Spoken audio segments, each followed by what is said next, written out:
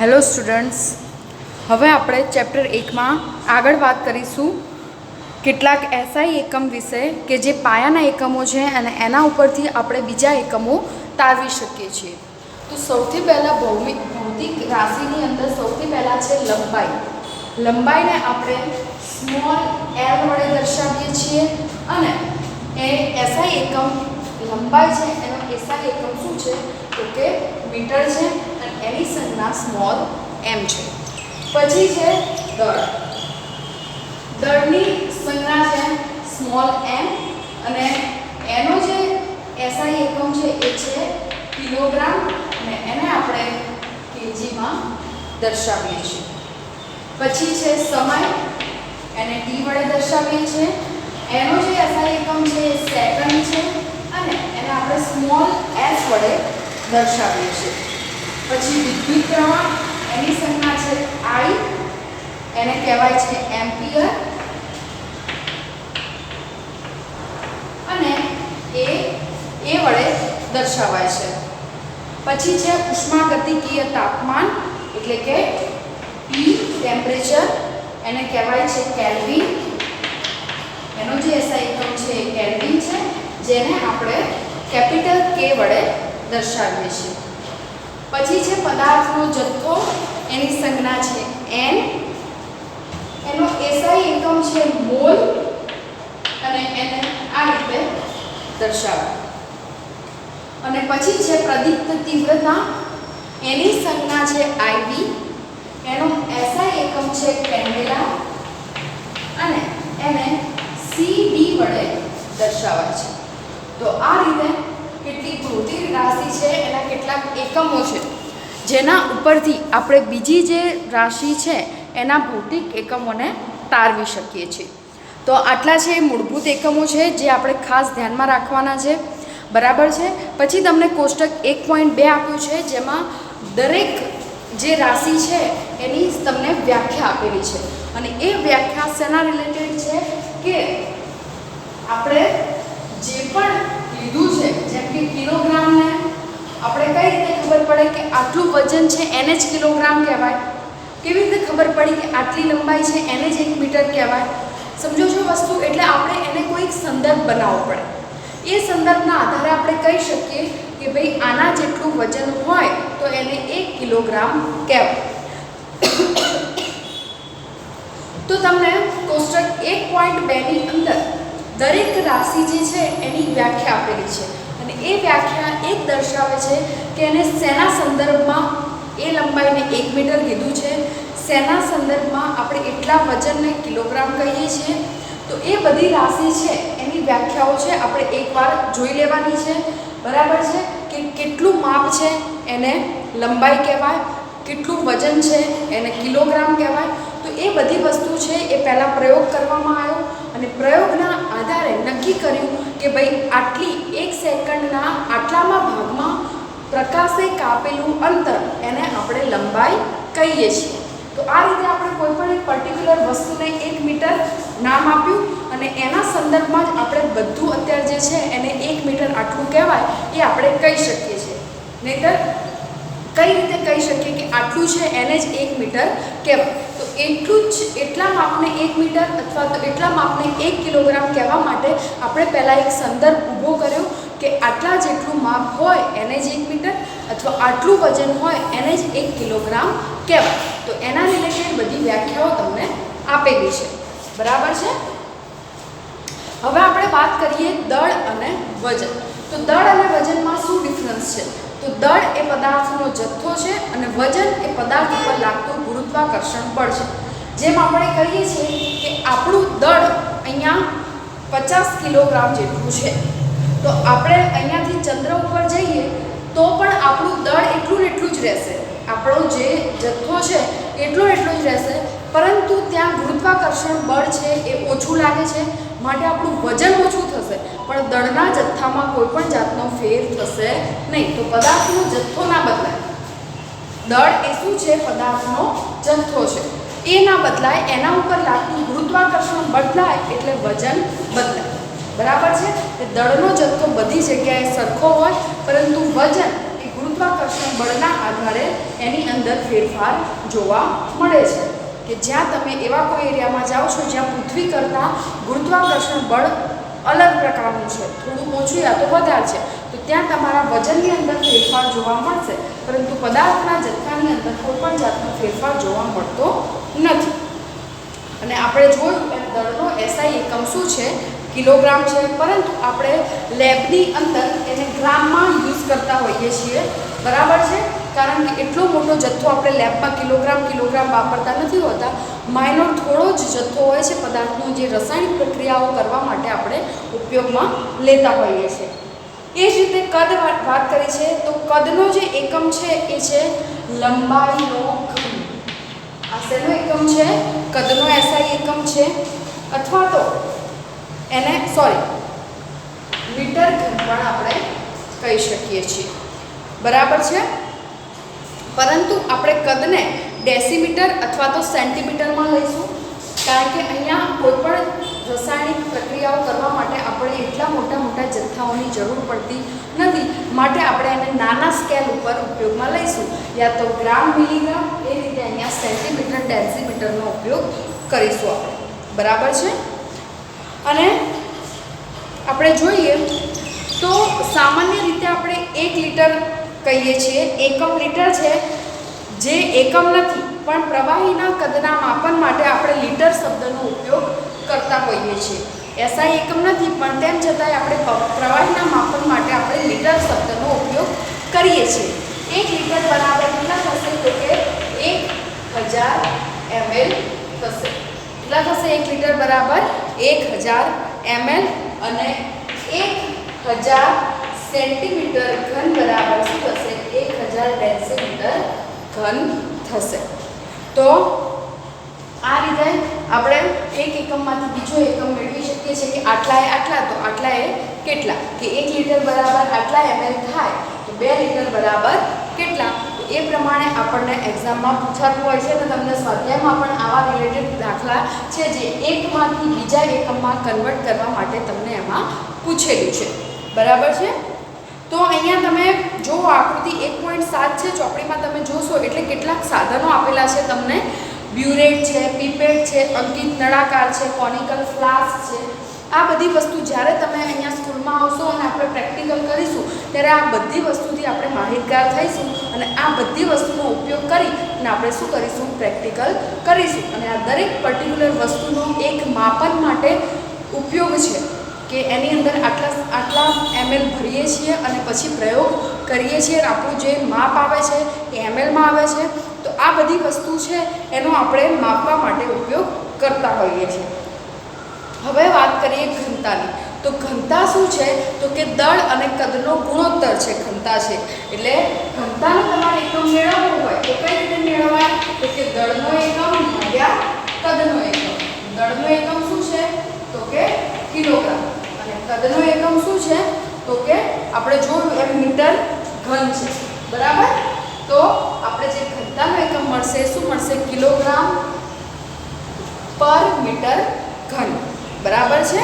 તો આ એકમ ઘણો મોટો હોવાથી આપણે જે ઘનતા છે એનો એકમ ગ્રામ સેન્ટીમીટર ક્યુબ પણ આપણે લઈ શકીએ છીએ.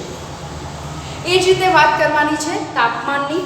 તો અત્યાર સુધી આપણે કેટલી વસ્તુની વાત કરી? તો કે દળ, વજન, કદ, ઘનતા, અને હવે આપણે વાત કરીએ છીએ તાપમાનની. તો તાપમાનની અંદર 3 વસ્તુ છે: કેલ્વિન, સેલ્સિયસ અને ફેરનહીટ. કઈ 3 વસ્તુ છે? તો કે કેલ્વિન, સેલ્સિયસ અને ફેરનહીટ. અને ત્રણેય વચ્ચે કંઈક ને કંઈક તફાવત જે સંબંધ છે એ સ્થપાયેલો છે. તો અહીંયા તમને 2 સૂત્રો આપ્યા છે કે ફેરનહીટ બરાબર 9/2 અંશ સેલ્સિયસ વત્તા 32, બરાબર છે. અને કેલ્વિન માટેનું સૂત્ર આપ્યું છે સેલ્સિયસ વત્તા 273. આ તમે ઘણી બધી જગ્યાએ યુઝ કરશો, સેલ્સિયસ વત્તા 273. જ્યારે તમે કોઈ પણ વસ્તુ સેલ્સિયસમાં આપેલી છે કે ભાઈ 27 અંશ સેલ્સિયસ તાપમાને આ પ્રક્રિયા થાય છે, તો એ સેલ્સિયસને તમારે કેલ્વિનમાં ફેરવવાના છે. તો કઈ રીતે ફેરવશો? તો કે 27 અંશ સેલ્સિયસ પ્રક્રિયા થાય છે, તો 27 વત્તા 273. બરાબર. અને એ જે જવાબ આવે એ તમે શેમાં કીધું કહેવાય? કેલ્વિનમાં. એ જ રીતે અહીંયા 0 અંશ સેલ્સિયસ બરાબર કેટલા કેલ્વિન થાય? તો કે 273 કેલ્વિન થાય. અને 100 અંશ સેલ્સિયસ બરાબર કેટલા કેલ્વિન થાય? તો કે 373. કારણ કે 100 વત્તા 273 કરો એટલા કેલ્વિન થાય. એટલે કે 100 અંશ સેલ્સિયસ બરાબર 373 કેલ્વિન થાય. અને 0 અંશ સેલ્સિયસ બરાબર કેટલા થશે? અહીંયા આપણે 0 અંશ સેલ્સિયસ બરાબર 273 કેલ્વિન થશે. તો આ રીતે આપણે કેલ્વિનમાંથી સેલ્સિયસમાં અને ફેરનહીટમાંથી સેલ્સિયસમાં એ રીતે આપણે એકમાંથી બીજામાં કન્વર્ટ આ બંને સૂત્રોના આધારે કરી શકીએ છીએ. બરાબર છે. અહીંયા આપણે જોઈએ તો સેલ્સિયસથી નીચેનું તાપમાન 0 અંશ સેલ્સિયસથી નીચેનું તાપમાન એ સેલ્સિયસમાં શક્ય છે, પરંતુ કેલ્વિનમાં શક્ય છે નહીં. કેલ્વિનમાં 0 અંશ સેલ્સિયસથી નીચેનું તાપમાન જોવા મળતું નથી, ઋણ તાપમાન. બરાબર. જ્યારે કેલ્વિનની અંદર જોવા નથી મળતું, સેલ્સિયસની અંદર જોવા મળે છે. બરાબર છે. હવે અહીંયા એક વસ્તુ તમને આપેલી છે કે આપણે જ્યારે કિલોગ્રામની શોધ થઈ તો એ જે કિલોગ્રામની શોધ કરવા માટે એક ધાતુ પ્લેટિનમ અને ઇરિડિયમને ભેગું કરી અને એક એવો બનાવવામાં આવ્યો હતો બ્લોક કે જેનું વજન 1 કિલોગ્રામ જેટલું છે. પ્રયોગશાળાની અંદર પ્લેટિનમ અને ઇરેડિયમને ભેગું કરી અને 1 કિલોગ્રામ જેટલું શું બનાવવામાં આવ્યો હતો? બ્લોક સ્તંભ જેવું, કે જેનું વજન કેટલું હતું? તો કે 1 કિલોગ્રામ જેટલું વજન હતું. આ બંને ધાતુનો જ ઉપયોગ કરી અને એ જે બ્લોક બનાવ્યો છે એટલા માટે બનાવ્યો છે કારણ કે આ બંને ધાતુ એવી છે કે જલ્દીથી એના ઉપર કોઈ રાસાયણિક પ્રક્રિયાનો જે અસર છે એ થતી નથી, એના ઉપર કાટ લાગતો નથી, એ ખવાતી નથી અને બીજા કોઈ સાથે ઇઝીલી રિએક્શન કરતી નથી. માટે આ બંને ધાતુનો ઉપયોગ કરી અને પ્રયોગશાળામાં 1 કિલોગ્રામનો બ્લોક બનાવવામાં આવેલો છે અને જેને સાચવવામાં આવેલો છે હજી સુધી, અને જેનો ઉપયોગ આપણે સંદર્ભ તરીકે યુઝ કરીએ કે આના જેટલું જ જે વજન છે જે બ્લોક પ્રયોગશાળામાં બનાવેલો છે એના જેટલા જ વજનને આપણે 1 કિલોગ્રામ કહી શકીએ. બરાબર છે. તો આ એક જાણવા જેવી વસ્તુ હતી. હવે આપણે જોઈએ કે માપનમાં અનિશ્ચિતતા. તો માપનમાં અનિશ્ચિતતાની વાત કરીએ તો સૌથી પહેલાં આપણે વાત કરીએ એની અંદર કે આપણે કોઈ પણ વસ્તુનું જો માપ લઈએ છીએ, બરાબર, તો એની અંદર તમને એવી કોઈ લાંબી રકમ આપી છે જેમ કે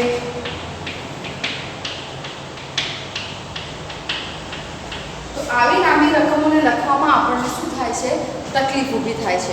એ જ રીતે પોઈન્ટમાં પણ આવી રીતે કોઈ લાંબી સંખ્યા આપેલી છે તો આવી રીતે આટલી લાંબા આંકડા લખવાની અંદર ટાઈમ પણ જાય છે. બરાબર. અને એ ગણતરી કરવામાં પણ આપણને થોડું જટિલ બની જાય છે એ વસ્તુ. એટલા માટે આ વસ્તુનો પ્રોબ્લેમ છે એનું સોલ્યુશન લાવવા માટે એવું કરવામાં આવ્યું કે આપણે જ્યારે પણ આવી લાંબી સંખ્યાઓ આપેલી છે તમને, ત્યારે તમારે એ પોઈન્ટને ખસાડવાનું છે અને એને નાના સ્વરૂપમાં કન્વર્ટ કરવાનું છે. તો કઈ રીતે? ધારો કે તમને આપેલું છે 232.508. બરાબર. તો આને તમારે ફેરવવું છે તો 1 અને 2 એકમ તમે કઈ બાજુ ખસ્યા? ડાબી બાજુ. એક વસ્તુ સમજી લો કે આ પોઈન્ટને તમે ડાબી બાજુ ખસાડો છો તો 10ની ઘાતમાં માઇનસ આવશે, જમણી બાજુ ખસાડો છો 10ની ઘાતમાં પ્લસ આવશે.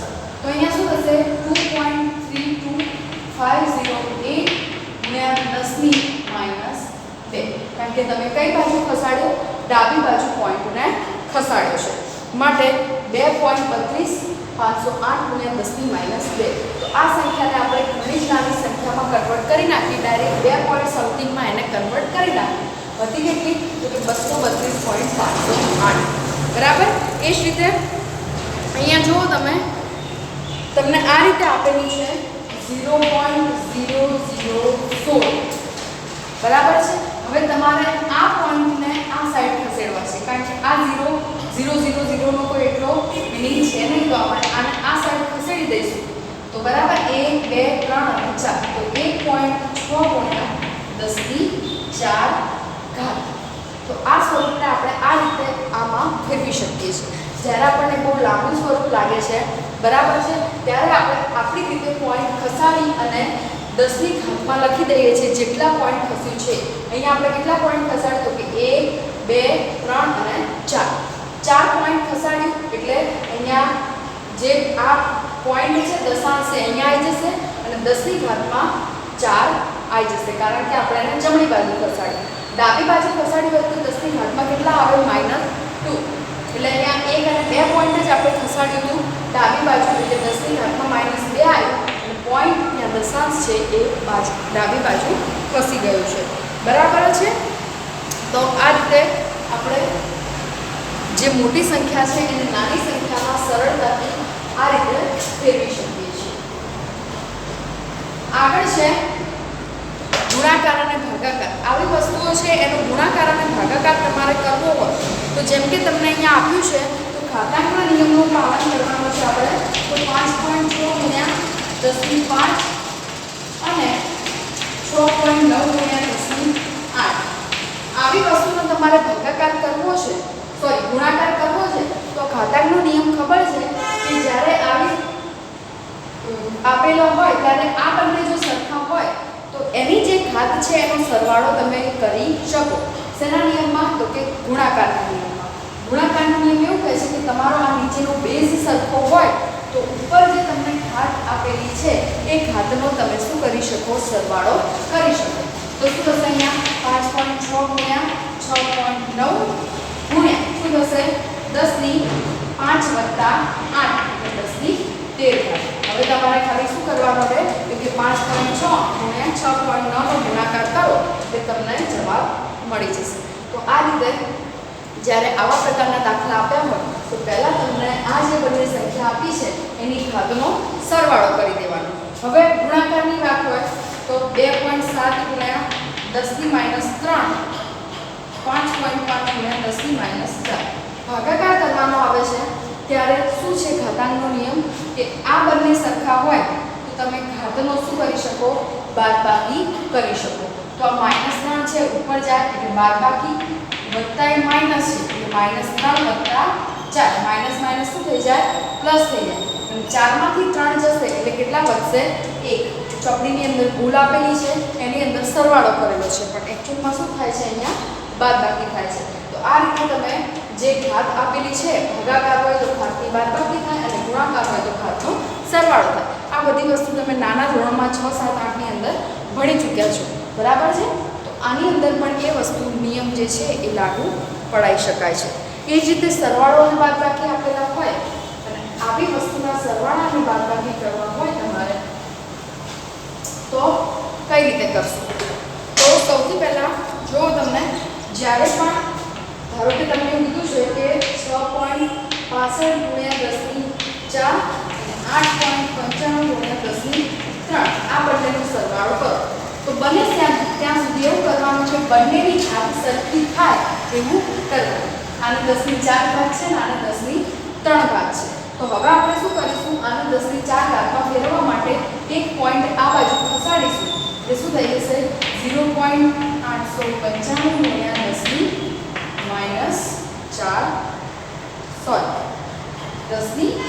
ઘાત થશે. બરાબર છે.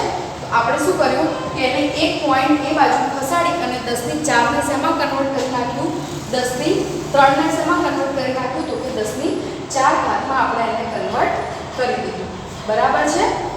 તો આ પ્રમાણે જુઓ હવે બંનેના ઘાત કેવી થઈ ગઈ સરખી થઈ ગઈ. હવે આપણે બંનેનો શું કરીશું સરવાળો કરીશું. તો આ બંનેનો સરવાળો કરતા શું થશે 6.65 ગુણ્યા 10⁻4 વત્તા 0.895 ગુણ્યા 10⁻4 બરાબર. હવે 10⁻4 10⁻4 બંનેમાં છે એટલે 10⁻4 ઘાતને આપણે શું કરીશું કોમન કાઢીશું અને આ બંનેનો શું કરીશું સરવાળો કરીશું. તો 6.65 વત્તા 0.895 એ બંનેનો સરવાળો કરી અને પછી 10⁻4 ઘાતને એની જોડે એમને રાખવાની. તો આ પ્રમાણે તમે સરવાળાની અંદર કરી શકો છો. સેમ વસ્તુ આપણે શેની અંદર કરી શકીએ છીએ બાદબાકીની અંદર પણ કે જ્યારે પણ તમને ઘાત આપી છે તો ઘાત જે છે એને સરખી કરી દેવાની પછી બંનેની બાદબાકી કરવાની. બરાબર છે કે જેથી આ રીતે કોમન નીકળી જાય એ ઘાત અને પછી તમે એ બંનેનો સરવાળો કરી અને એક હાથને નીચે જવાબમાં કન્ટિન્યુ કરાવી શકો છો. તો સરવાળો અને બાદબાકીમાં ઘાત સરખી કરવાની, ગુણાકાર અને ભાગાકારમાં શું થશે?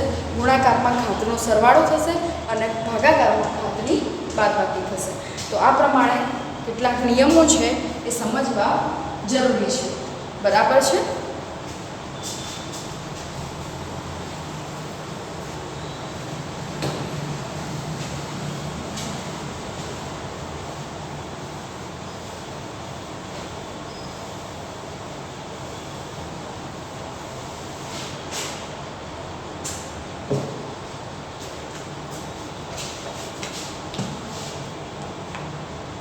હવે આગળ છે અર્થસૂચક અંકો.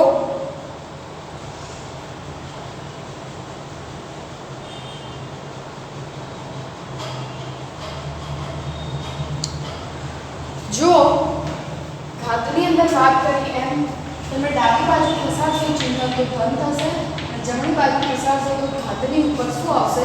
ઋણ નિશાની આવશે. બરાબર છે? ધારો કે આ રીતે 0.008 છે તો આને લખવું છે તો 1 2 ખસેડ્યા તો 0.8 ગુણ્યા 10 ની આપણે જમણી બાજુ ખસાડીએ એટલે માઈનસ શું આવશે? 2 ઘાત આવશે. એ જ રીતે આ રીતે હોય કે 1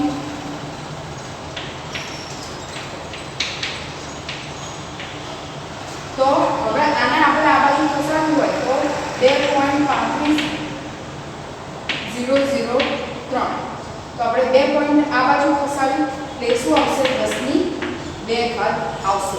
બરાબર છે? તો આ પ્રમાણે ડાબી બાજુ ખસાડીએ તો ધન નિશાની અને જમણી બાજુ ખસાડીએ તો ઋણ નિશાની આવશે. હવે આગળ વાત કરીએ આપણે અર્થસૂચક અંકોની. તો અર્થસૂચક અંકની અંદર શું થશે? તો કે આપણે બે વસ્તુનું ખાસ ધ્યાન રાખવાનું છે. જ્યારે આપણે કોઈ પણ પ્રયોગ કરીએ છીએ ત્યારે બે વસ્તુ છે, ચોકસાઈ અને પરિશુદ્ધતાના વિચારના સંદર્ભમાં વિચારવાનું છે. આપણે જ્યારે આપણે કોઈ પણ માપનની વાત કરતા હોઈએ તો પરિશુદ્ધતા અને ચોકસાઈ. તો હવે પરિશુદ્ધતા અને ચોકસાઈમાં શું ડિફરન્સ છે એ સમજીએ આપણે. ધારો કે કોઈ પણ એક પ્રયોગ છે, બરાબર, એનો આન્સર આવવો જોઈએ 2.0 ગ્રામ. શું આવવો જોઈએ?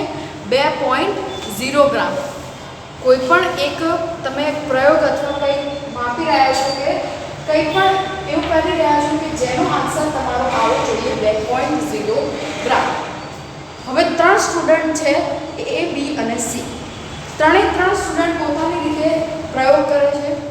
એક સ્ટુડન્ટ છે એનો આન્સર આવે છે 1.95 ગ્રામ અને 1.93 ગ્રામ.